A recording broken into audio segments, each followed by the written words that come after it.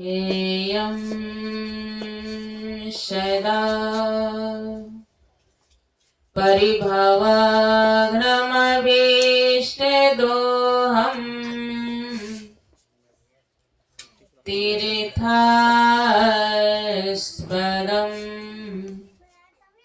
शिवविरञ्चिनो तं शरण्यम् भृत्यारतिहं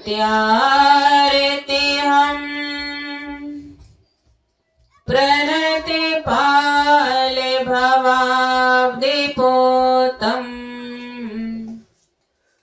वन्दे महापुरुषे ते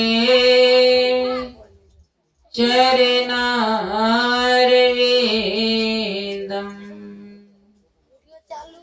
वन्दे महापुरुषे ते चरणारविन्दम्।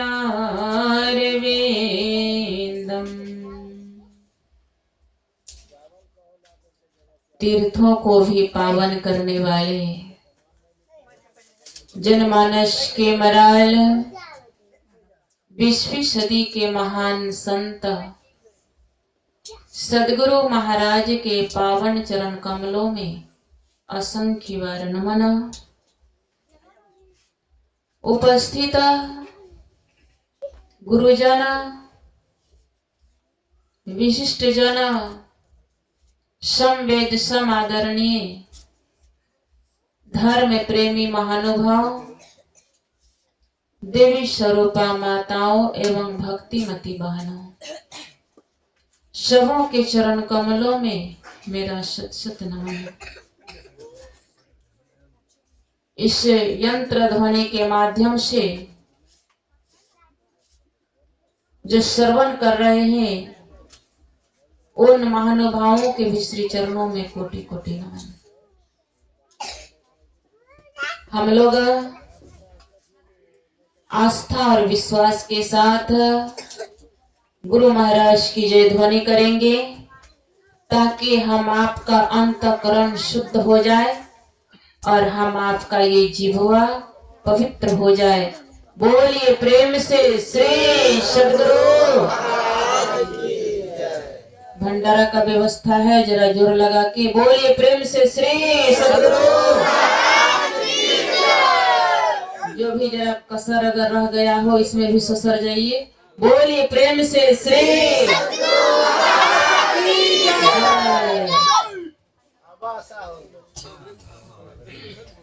अभी हम लोग रामचरितमानस जो विश्व प्रसिद्ध ग्रंथ है उससे पाठ श्रवण किए। पाठ में आया, थोड़ा सा इसको बढ़ा दीजिए हल्का सा। पाठ में आया कि कागभसुंडी जी महाराज और गरुड़ जी का संवाद है। आप लोग ध्यान से सुनिए, ध्यान से सुनिएगा तभी समझ में आएगा, और ध्यान अगर इधर उधर चला गया फिर समझ में नहीं आएगी बात। जो आप घर से चल करके आए हैं सत्संग सुनने, उसका लाभ नहीं ले सकेंगे। लाभ लेना चाहते हैं तो मन को सत्संग से जोड़ दीजिए।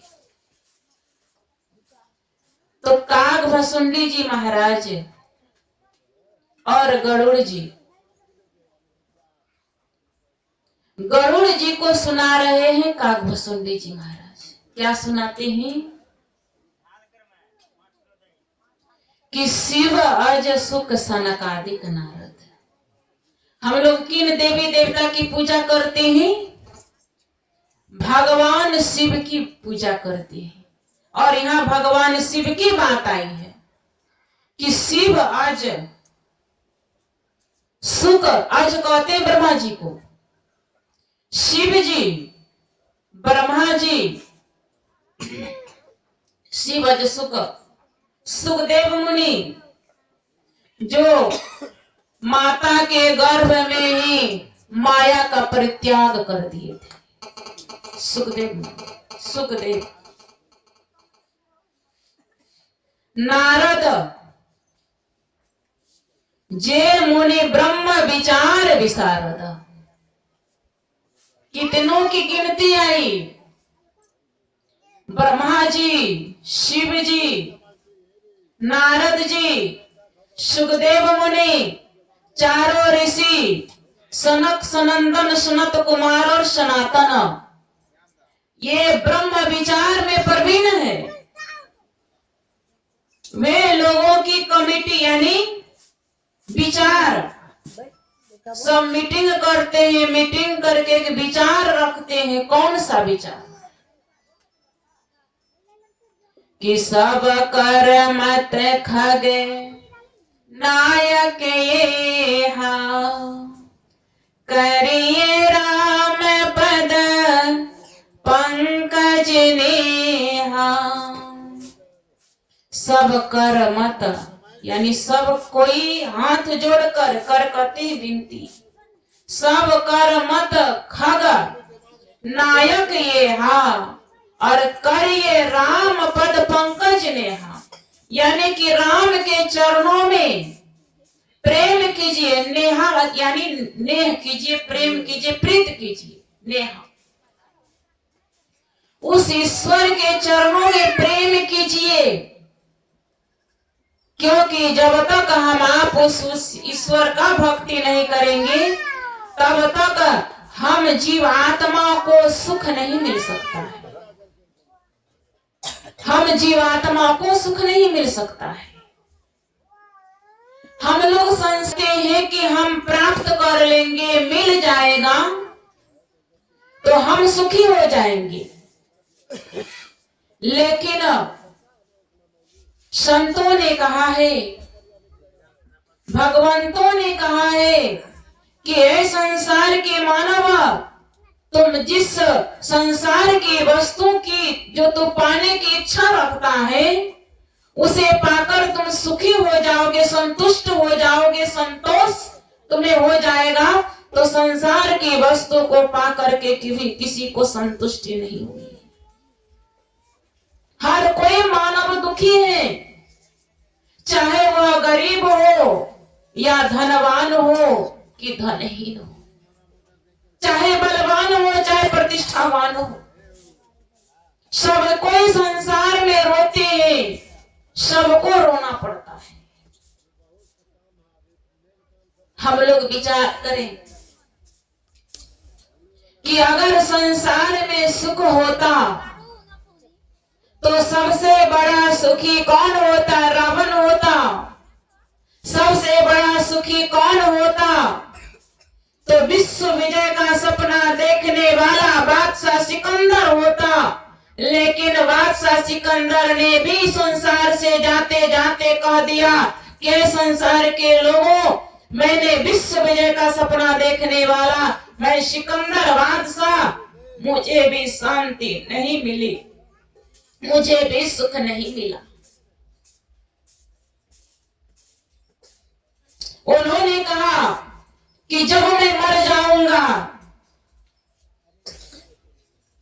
तो जितनी मेरी तिजोरियां का जो चाबियां थी, हम लोगों का एक गोदरेज का चाबी रहता है तो छुपा के रखते हैं, एक गोदरेज का चाबी, लेकिन सिकंदर के पास जितना चाबी था कि गिनती नहीं था।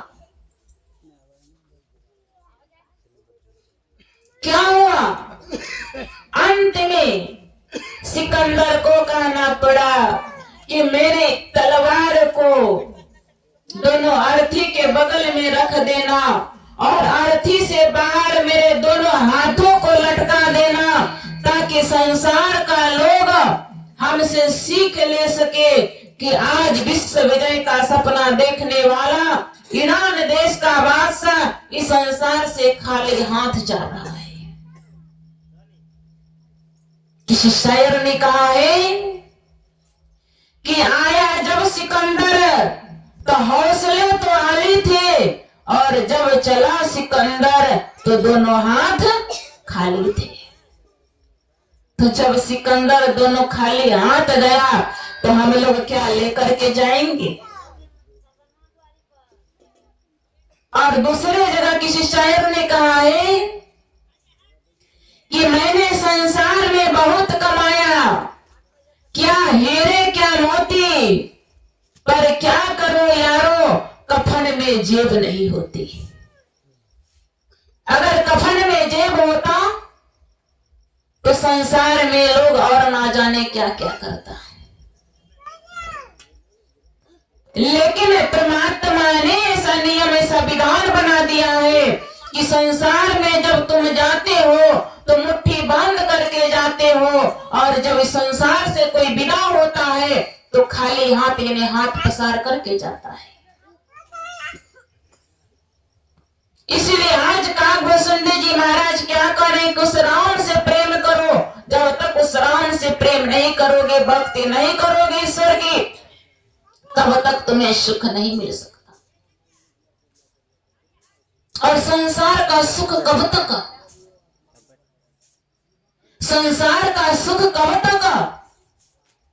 कहते हैं संसार, भगवान बुद्ध ने कहा है कि संसार का क्षणिक सुख लेने के लिए लोग अनंत दुख ले लेता है, अनंत दुख का साम्राज्य ले लेता है क्षणिक सुख लेने के लिए। हम लोग मनुष्य हैं, हम लोगों को विचार करना चाहिए। कभी एकांत में सोचना चाहिए कि संसार में हम किस लिए आए हैं। किसी महापुरुष ने कहा कि खाना पीना सो जाना जी, खाना पीना सो जाना, यही ना हम लोग करते हैं।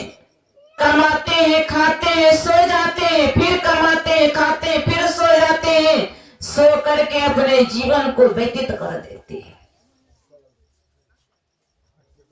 और अंत में हाय मार करके संसार से चले जाते हैं।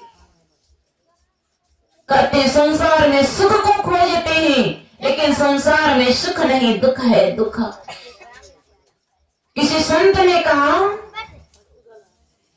कि कोई तन दुखी, कोई अस्वस्थ है। कहते कोई तन दुखी, कोई मन दुखी, कोई धन बिन रहत उदास, थोड़े थोड़े सब दुखी, सुखी राम के दास। बच्चे सबको बाहर कीजिए। सुखी कौन है? तो जो राम के दास हैं। और दुखी कौन है? जो काम के दास है, वही दुखी है संसार में, वही संसार में दुखी है।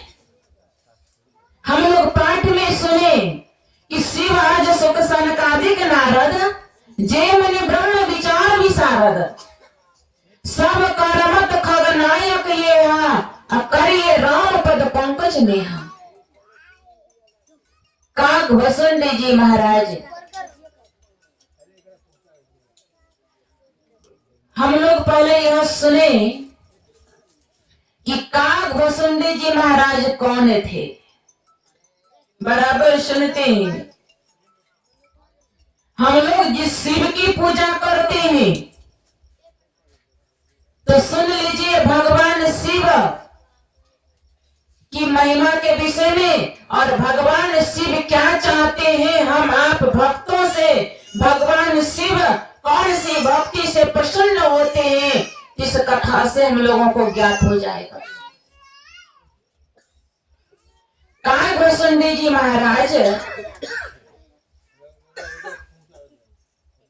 यहाँ पर टाइम पास करने के लिए, बच्चा को बजाने के लिए मत आइए। जैसे होता है ना, नाच हो रहा है तो चल बच्चे को लेकर के भी माता पिता चले जाते हैं कि बच्चा भी देखेगा। यह नाच नहीं हो रहा है, यह सत्संग हो रहा है।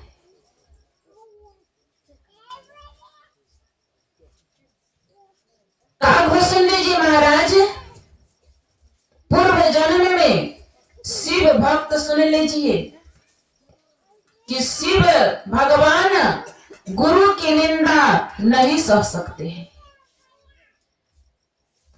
काकभूषुंडी जी महाराज पूर्व जन्म में एक ब्राह्मण थे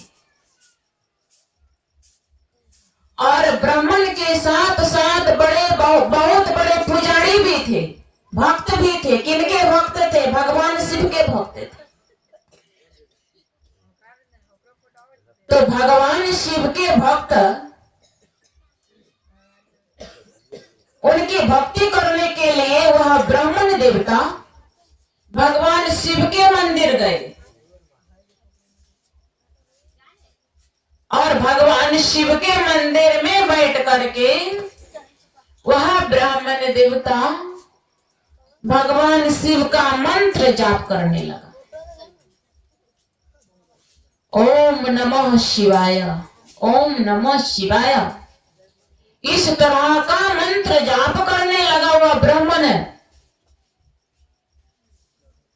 उसी समय उनको जो मंत्र दिए थे गुरुजी आ जाते हैं मंदिर में। गुरुजी आए, लेकिन यह जो ब्राह्मण देवता थे, यह जो भक्त था, ये उठ करके गुरुदेव को प्रणाम नहीं किया, सम्मान नहीं किया। लेकिन संत तो संत होते हैं, उनको सम्मान कीजिए तो भी ठीक है, अपमान कीजिए तो भी ठीक है। वह हर स्थिति में, हर परिस्थिति में वह आनंदित रहता है। संत को दुख नहीं होता, वो किसी भी बात से दुखी नहीं होते। जब वह ब्राह्मण बैठा ही रहा और गुरुजी को प्रणाम नहीं किया, तो इस अपमान को भगवान शिव सह नहीं सके।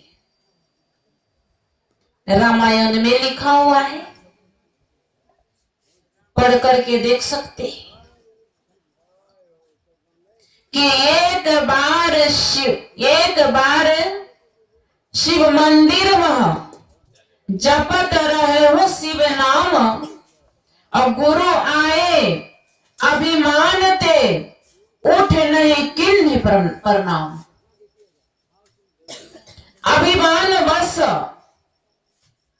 इसने, अहंकार वश इसने प्रणाम नहीं किया कि मैं तो भगवान शिव का भक्ति कर रहा हूँ, उनका महामंत्र का जाप कर रहा हूँ। कौन उठ करके गुरु जी को प्रणाम करे?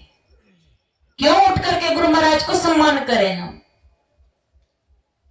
उसी मंदिर में आकाशवाणी होती है कि अरे मूर्ख, तुम भले ही मेरा नाम जप रहा है, भले ही तू मेरा भक्त है, लेकिन तुम्हारे गुरुजी आए और तुमने उठ करके उनका सम्मान नहीं किया, तुमने उठ करके उनका प्रणाम नहीं किया।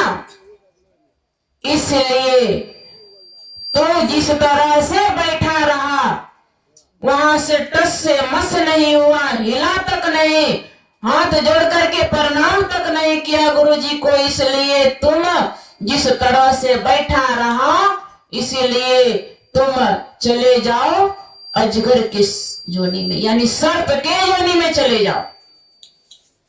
भगवान शिव श्राप दे दिए। किनको? ब्राह्मण को, जो भगवान शिव के मंत्र का जाप कर रहा था। सोच सकते हैं। लेकिन संत दयालु होते हैं, गुरु अपने शिष्य पर दया करते हैं।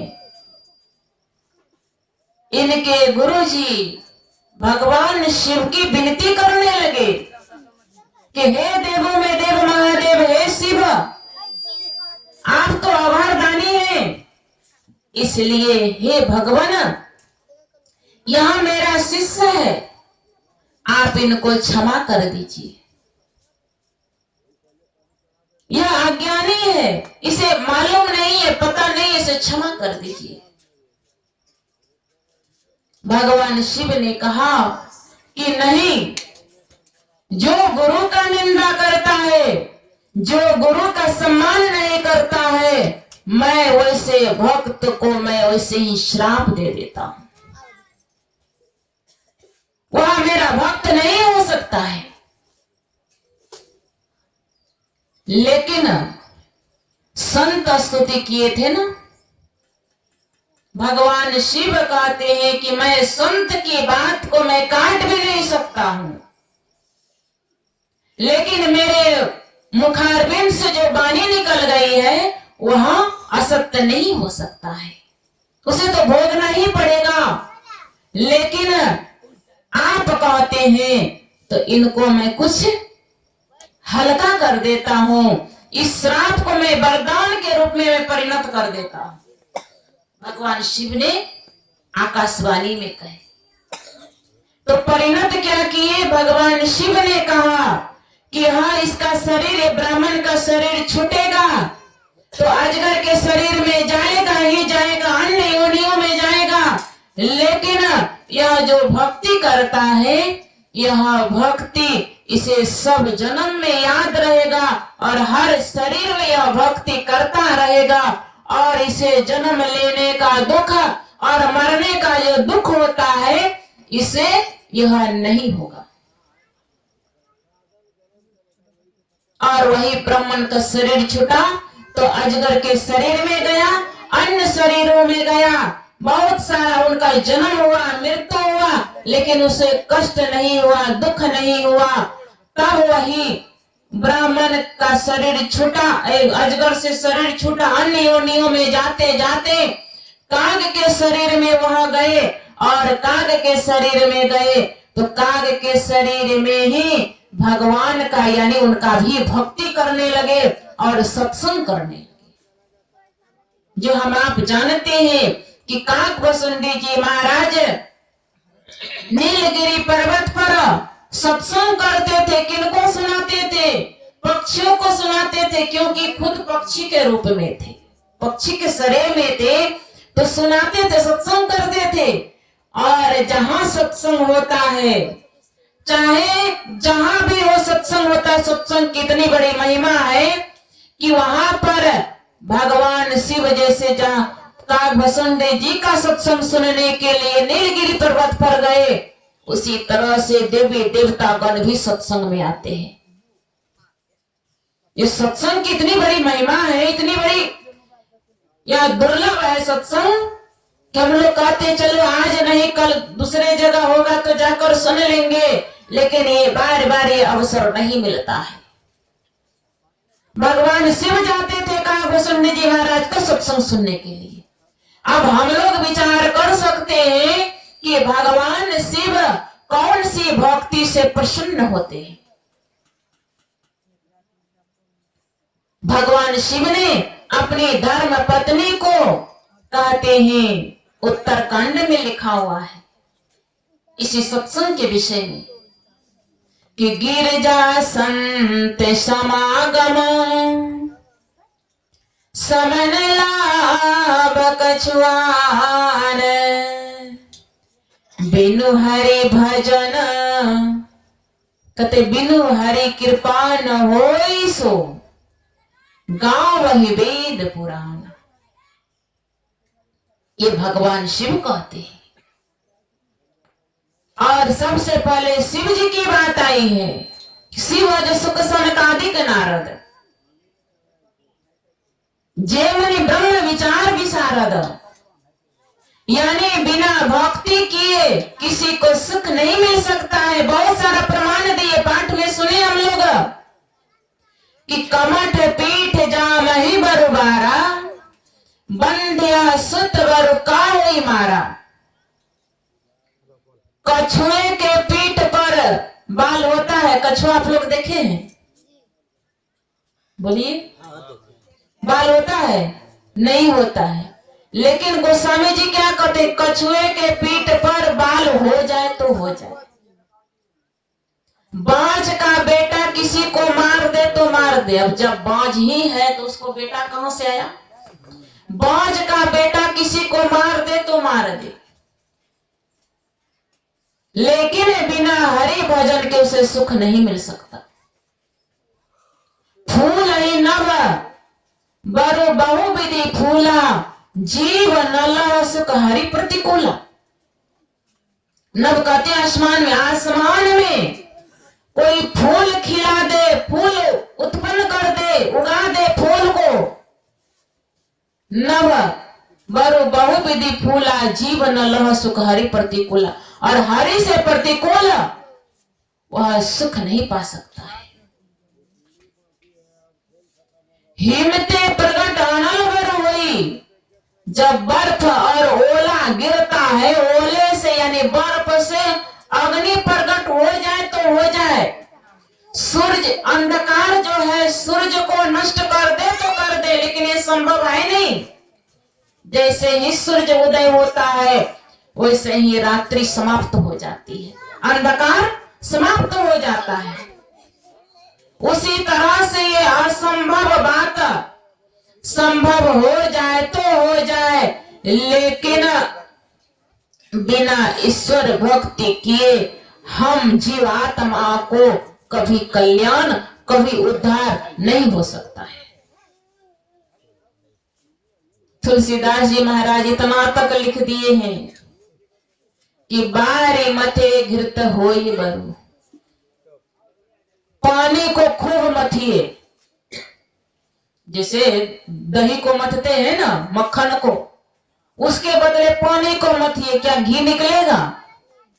कभी नहीं निकल सकता है। कहते बारी मथे घृत होई बरु, सिखताते बरु तेल। और बालू को पेरने से तेल निकलेगा? हो सकता है 2 दिन में नहीं निकले, 1 महीना में निकले, पेरते पेरते। कहते जीवन भर बालू को पेरते रहिए, कभी तेल नहीं निकलेगा। सिकताते बरु तेल, और बिनु हरि भजन ना भाव तरिए। यह सिद्धांत यह सिद्धांत अटल है कि बिना हरि भजन के उस मनुष्य का, उस प्राणी का कभी उद्धार नहीं हो सकता, कभी कदापि नहीं हो सकता है। और हम मनुष्य का कर्तव्य क्या है? अभी जो युग आया, कहते हैं ना कि कलयुग आ गया है, घोर कलयुग।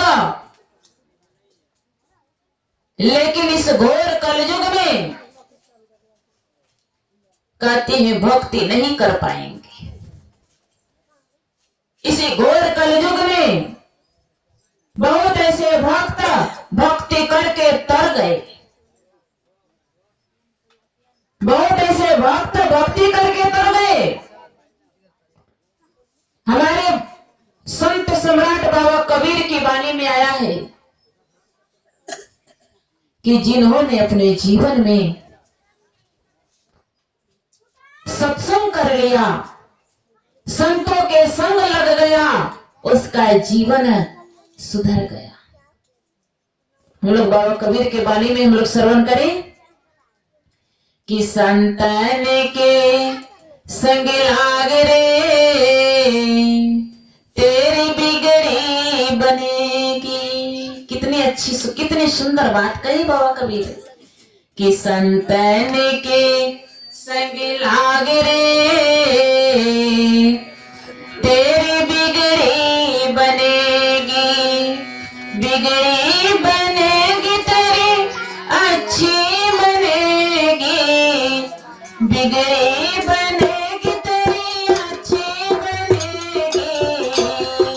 संतन के संग लाग रे, तेरी बिगड़ी बनेगी, संतन के संग लाग रे, तेरी बिगड़ी बनेगी। कहते संतन के संग लाग रे, तेरी बिगड़ी बनेगी, और बिगड़ी ही नहीं बनेगी, तेरी अच्छी भी बन जाएगी। कहते हंसन की गति हंस जाने, हंसन की गति हंस जाने, क्या जाने कोई कागरे, तेरी अच्छी बनेगी, क्या जाने कोई कागरे, तेरी अच्छी बनेगी। संतन के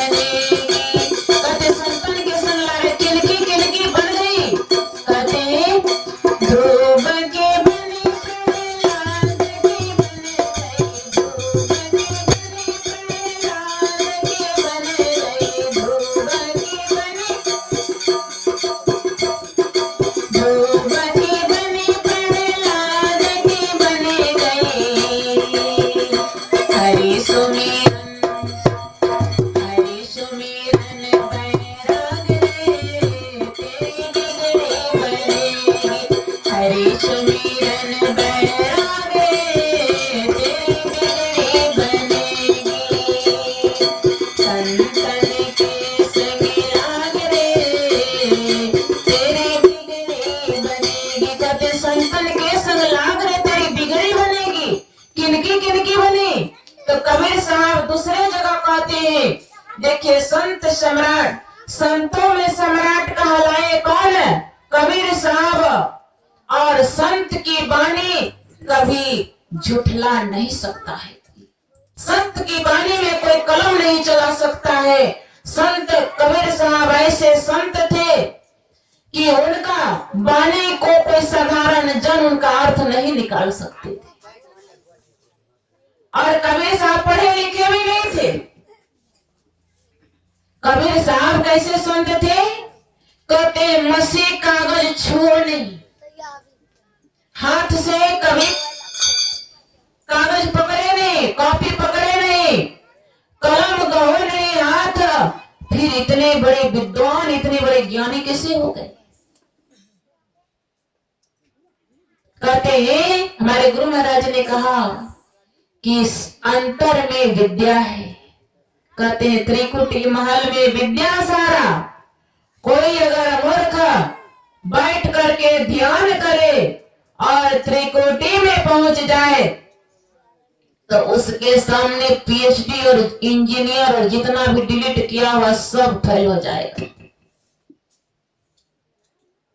कबीर साहब को हराने के लिए एक कबीर साहब की शिष्या थी, उनका पुत्र था विश्वेश्वरवा, उसका नाम था। उसने कबीर साहब का बहुत नाम सुना और उनकी माँ थी कबीर साहब की शिष्या। पुत्र अपनी माँ से कहता है, माँ सुनते हैं तेरा कबीर बहुत बड़ा ज्ञानी है। कहा वो तो है ही। कहा अगर वो हमसे जीत जाए, शास्त्रार्थ करने में जीत जाए तब हम मान लेंगे। और हम जाते हैं कबीर से शास्त्रार्थ करने के लिए, अगर हम जीत गए कबीर से तब तुम मेरा नाम रख देना सर्वाजीत, यानी सबको जीतने वाला। उनकी माँ कहती है ठीक है, जाओ तुम हमारे गुरु जी से जीत करके आ जाना, तब हम तुमको कह देंगे सर्वाजीत, तुमको घोषित कर देंगे। उसने अपने बैल पर पोथी पथरा लाद करके चला कबीर साहब से शास्त्रार्थ करने के लिए, हराने के लिए। पहुंचते हैं जब काशी गए, काशी में रहते थे कबीर साहब, तो वहां पर एक पनिहारी पानी भर रही थी। उसी से पूछते सर्वाजीत कि कबीर कहाँ रहते हैं, किधर वो रहते हैं, बता दीजिए। तो पानी भरने वाली क्या कहती है कि उनका घर कहाँ है, बता देंगे। साधारण बात नहीं है कबीर कहाँ रहते हैं। कब बताइए तो कबीर का घर शिखर पर। इसका दिमाग चकरिया गया कि कबीर का घर शिखर पर। कबीर का घर शिखर पर, जहां सिलहली गैल और पांव न टीके पिपील कहा। पिपील का कहते हैं चीटी का, चीटी को कहते हैं पिपील का। पांव न टीका टीके पिपील का, कहा कबीर साहब रहते। जब इनको उनकी वाणी का जब ज्ञात हुआ कि कबीर का घर शिखर पर, इनको वही लगा कि जब इनकी शिष्या इतनी पहुंची हुई है तो कबीर साहब कैसे होंगे।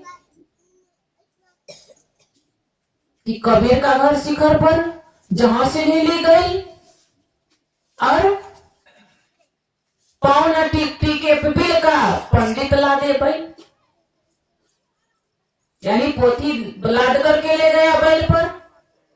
कबीर साहब के पास जब यह गया, कबीर साहब से कहता है कि अरे कबीर, हम तुमसे शास्त्रार्थ करने के लिए आए हैं। कबीर साहब कहते हैं हम तो पढ़े लिखे नहीं है, हम क्या तुम्हारे साथ ये करेंगे। कहा इसका मतलब तुम हार गए।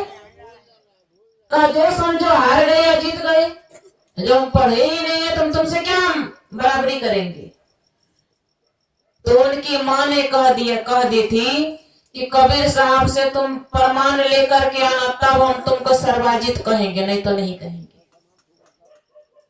इसने कहा कि कबीर साहब ऐसा कीजिए, एक पन्ना में लिख दीजिए कि कबीर हारा और सर्वाजित जीता। कबीर साहब का तुमको तो लिखना ही नहीं आता है, तुम ही अपने से लिख दो। कबीर साहब वो वह पंडित जी क्या करते हैं, ये एक कागज में लिखते हैं क्या अपने से कि कबीर हारा और सर्वाजित जीता। कबीर साहब को कहते हैं कि इसमें आप टिप्पा दे दीजिए, आप पढ़े लिखे नहीं तो टिप्पा दीजिए। कबीर साहब कहते हैं ठीक है, टिप्पा लगा देते हैं। कबीर साहब टिप्पा दे दिए, कहा लेकर के जाओ। यहाँ आते हैं और अपनी माँ को दिखाते हैं कि देखो तेरा कबीर हारा, मैं जीत गया, अब तुम मुझे सर्वाजित कहो।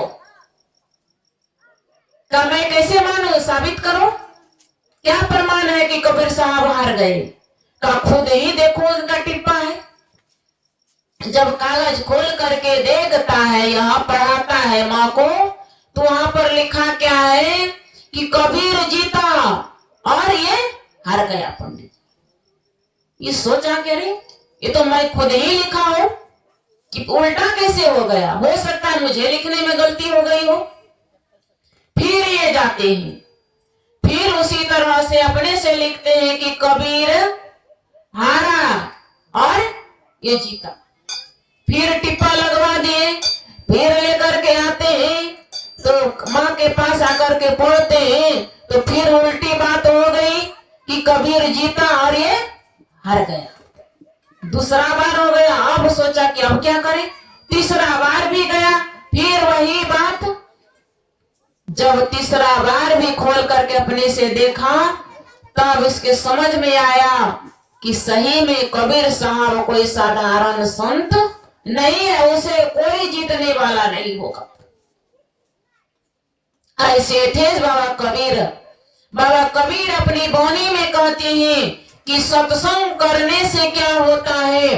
तो कबीर साहब ने कहा कि पूज्य होते नर जगत में अस सत्संग प्रभाव, अस सत्संग प्रभाव, पूज नार जिमि मेरा बाई।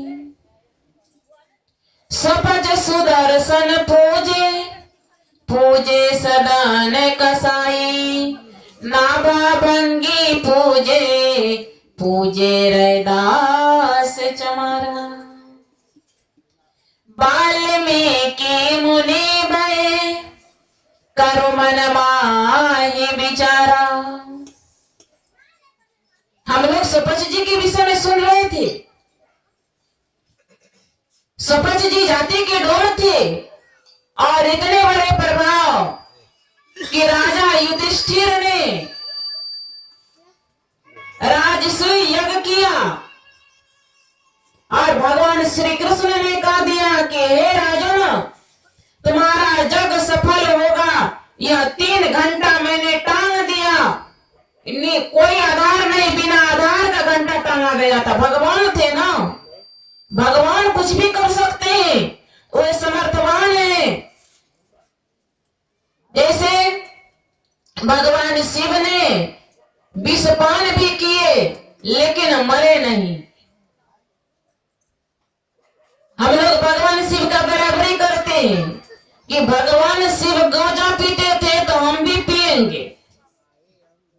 भगवान शिव भांग खाते थे तो हम भी भांग खाएंगे।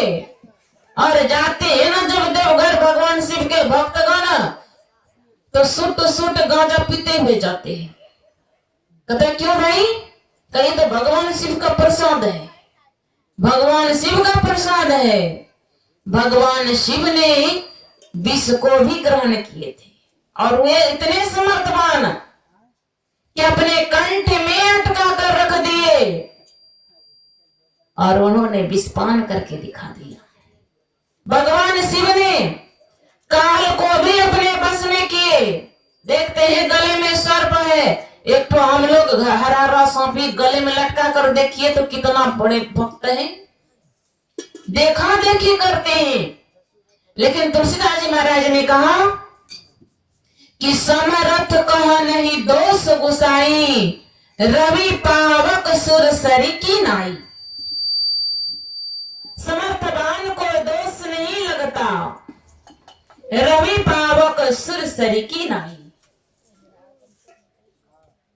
इसीलिए कहते हैं हम आप मानव को कि ऐ संसार के मानव, तुम मनुष्य शरीर लेकर के आए हो ईश्वर की भक्ति करने के लिए, संसार के विषय में फंसने के लिए नहीं। हमारे गुरु महाराज ने कहा कि यही मानस देह सामया में करो, परमेश्वर में प्यारे। परमेश्वर से प्यार करो, यही मानुष देह मिला है, यह समय मिला है। और इस समय को, इस अवसर को हम लोग गंवा देंगे तो ये मानव का शरीर फिर नहीं मिलने वाला है, फिर नहीं मिलने वाला है मानव का शरीर। क्योंकि हमारे भगवान बुद्ध के विषय में हम लोग सुने होंगे, जो कि चक्रवर्ती सम्राट बनने वाले थे।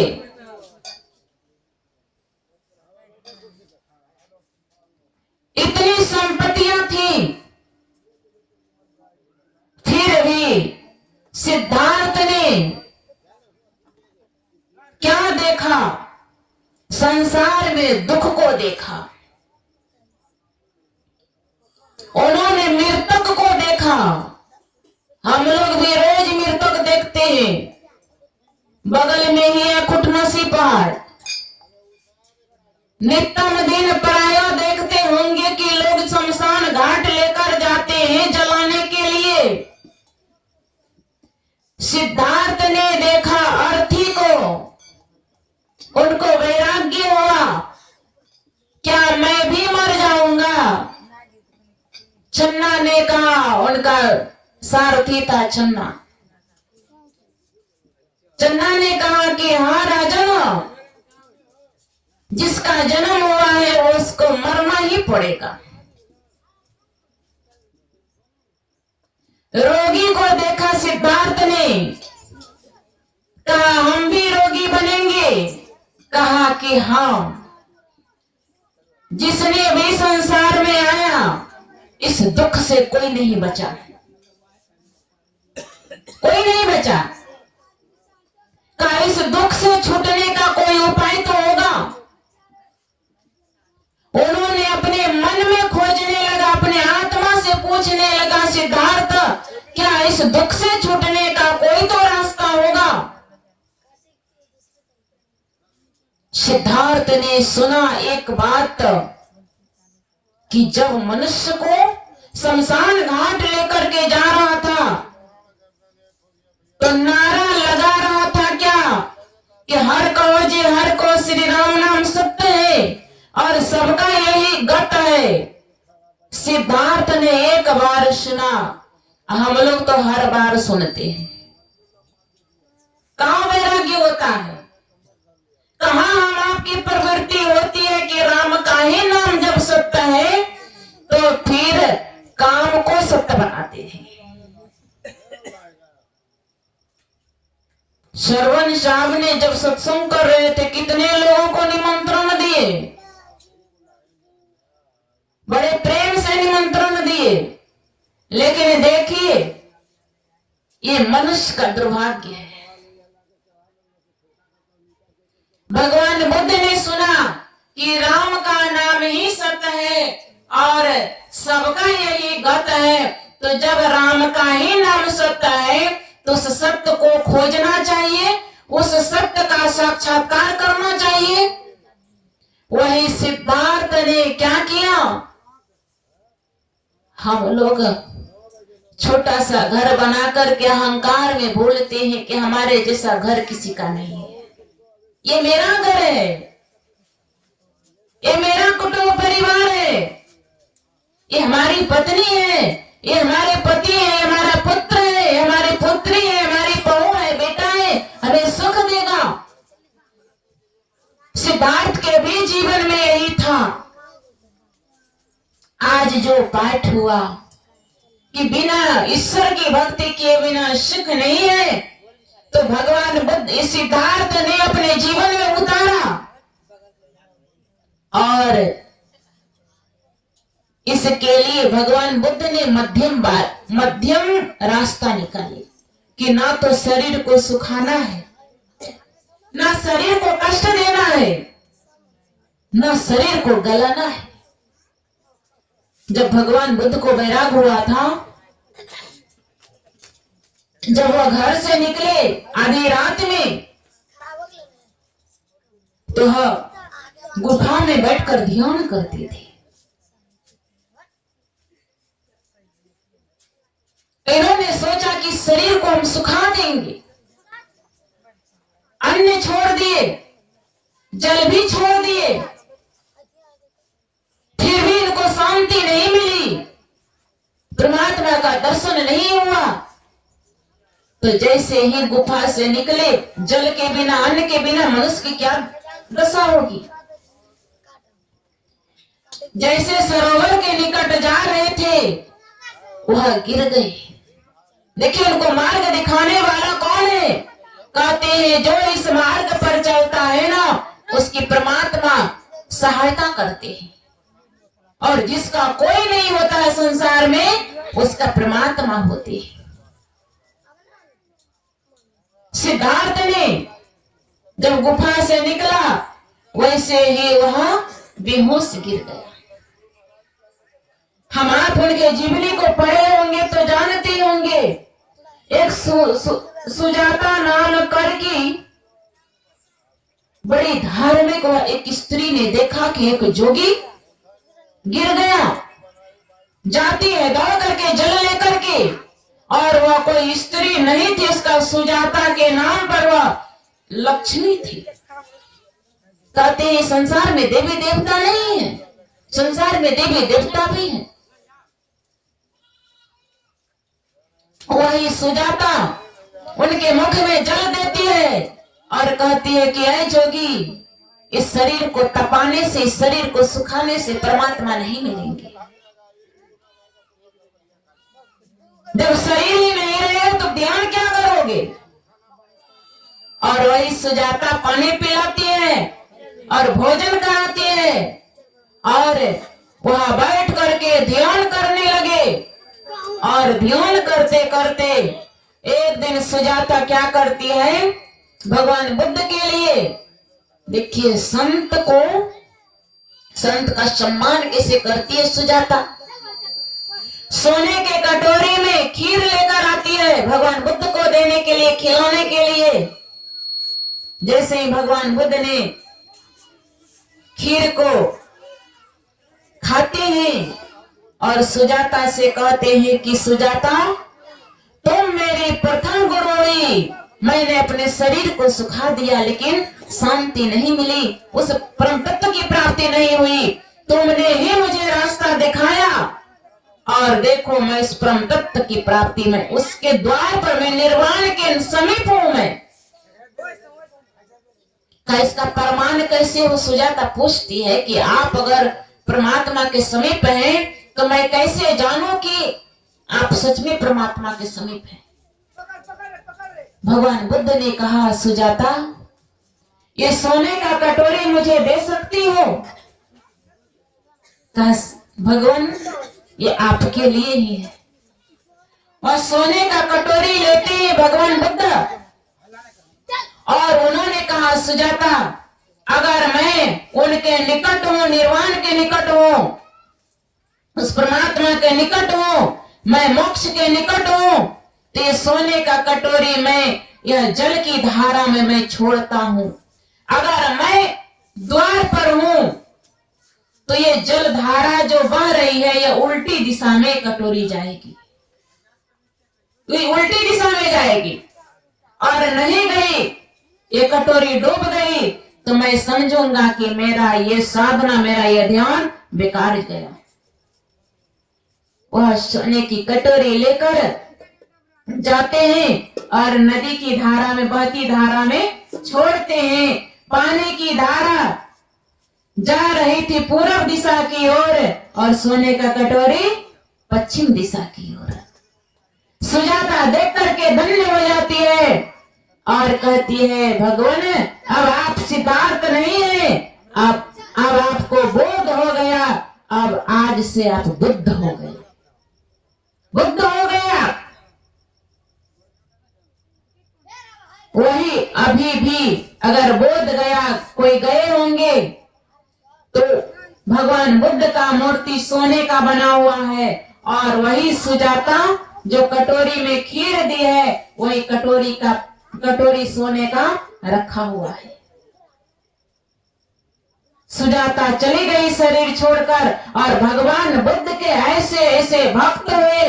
भगवान बुद्ध का नियम और हमारे गुरु महाराज का एक ही बात है। हमारे गुरु महाराज ने क्या कहा कि पंच पापों को छोड़ो, और भगवान बुद्ध ने क्या कहा कि पंचशील का पालन करो। यानी 5 को छोड़ो। वह भी कहते हैं 5 को छोड़ने के लिए झूठ, चोरी, नशा, हिंसा और बेविचार, यही 5 पाप है। अगर ये 5 पाप को कोई अगर छोड़ देता है, वही मनुष्य कहलाता है। महाभारत की कथा को हम लोग सीरियल में भी देखे होंगे या सुने होंगे कथा को। जब 5 भाई को वनवास हुआ, समय बताइएगा, मेरे पास घड़ी नहीं है। जब 5 भाइयों को जब वनवास हुआ था, देखिए सबसे बड़ा आश्चर्य क्या है, तो 5 भाई वन में जा रहे थे, प्यास लगी। नकुल, सहदेव, भीम, अर्जुन सब गए पानी लाने के लिए और पीने के लिए, लेकिन उस सरोवर में एक यक्ष बैठा हुआ था। उस यक्ष ने कहा कि तुम लोग इस सरोवर में पानी नहीं पी सकते हो, अगर पीना चाहते हो तो मेरे प्रश्न का उत्तर दो। हट करके सबने पिया और सब मूर्छित हो गए। धर्मराज युधिष्ठिर जी महाराज ने सोचा, मेरा चारों भाई गया तो गया ही रह गया, जाकर के देखना चाहिए। देखिए धर्मराज युधिष्ठिर जी महाराज आते हैं, आकर देखते हैं कि सरोवर के किनारे मेरा चारों ये महारथी, ये वीर भाई मेरा सब मूर्छित पड़ा हुआ है। युधिष्ठिर जी महाराज को भी पानी प्यास लगी थी।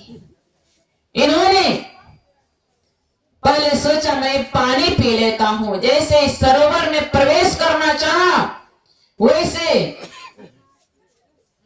यक्ष ने कहा कि सावधान, इस सरोवर का पानी जल तुम नहीं पी सकते हो, इस सरोवर में मेरा अधिकार है, अगर पीना ही चाहते हो तो मेरे प्रश्न का उत्तर दो। क्या है आपका प्रश्न? देखिए यक्ष ने बहुत सारा प्रश्न किया था, इससे हम मनुष्य को बहुत बड़ी शिक्षा मिलती है, इसलिए मैं इस कथा को सुना रही हूं। यक्ष ने बहुत सारा प्रश्न किया। बहुत सारे प्रश्नों में यह प्रश्न था कि रास्ता क्या है, रास्ता क्या है। युधिष्ठिर जी महाराज ने कहा कि हे यक्ष जी महाराज, जिस रास्ते पर महापुरुष चलते हैं, जिस रास्ते पर भगवान चलते हैं, वही रास्ता है, और जिस रास्ते पर अज्ञानी चलते हैं, जिस रास्ते पर अधर्मी चलते हैं, वह कोई रास्ता नहीं है, उसका कोई गिनती नहीं है। जिस रास्ते पर महापुरुष चले हैं, वही रास्ता है।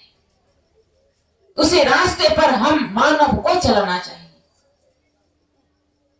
फिर यक्ष ने पूछा युधिष्ठिर जी महाराज से कि हे धर्मराज, एक अंतिम प्रश्न और है, कहा पूछिए। वह अंतिम प्रश्न यह था कि किम आश्चर्यम, सबसे बड़ा आश्चर्य क्या है? युधिष्ठिर जी महाराज ने कहा कि हे यक्ष जी महाराज, लोग, मनुष्य प्राणी रोज मार मार करके यमराज का घर भर रहे हैं। लोग रोज मरते हैं या नहीं? कोई ना कोई रोज मरते हैं और रोज जन्म भी होता है। लोग मार मार करके यमराज का घर भर रहे हैं, और जो जीवित प्राणी है, जो जीवित मनुष्य है, जो अपना अंतिम सांस ले रहा है, वह सोचता है कि हम नहीं मरेंगे। वह यमराज को, वह मौत को भूल बैठा है। यही सबसे बड़ा आश्चर्य है। जैसे ही इस प्रश्न का उत्तर देते यक्ष ने कहा कि हे धर्मराज युधिष्ठिर, आप तो धर्म के अवतार हैं। मैं आपके प्रश्नों का, मेरे प्रश्नों का उत्तर जो मैंने सुना, मैं प्रसन्न हुआ। हे धर्मराज युधिष्ठिर, आप ये 4 भाई मूर्छित हैं, इसमें से आप एक भाई को जीवित कर सकते हैं। कहिए कौन से भाई को मैं जीवित कर दूं? युधिष्ठिर जी महाराज ने कहा कि हे यक्ष जी, आप जीवित करना चाहते हैं तो मेरे छोटे भाई नकुल को जीवित कर दीजिए। यक्ष ने कहा कि नकुल को? तुमने, सबसे बड़ा बलवान भीम है, सबसे बड़ा धनुर्धारी अर्जुन है, तुमने दोनों का नाम नहीं लिया और अपने छोटे भाई का जीवित करने के लिए कहा। धर्मराज युधिष्ठिर ने कहा कि हे यक्ष जी महाराज, सुनिए, मेरी 2 माएं थी, मेरी 2 माता थी। एक हमारी माता कुंती और छोटी मां माद्री। मैं कुंती का पुत्र जीवित हूं, मैं कुंती का पुत्र जीवित हूं, लेकिन मेरी छोटी मां जो है, उनका पुत्र जीवित हो जाए, मैंने इसीलिए मैंने नकुल को जीवित करने के लिए कहा। जैसे ही यक्ष ने इस बात को सुना, वह और प्रसन्न हो गए कि हे धर्म के अवतार, आप तो धर्म के प्रतिमूर्ति हैं।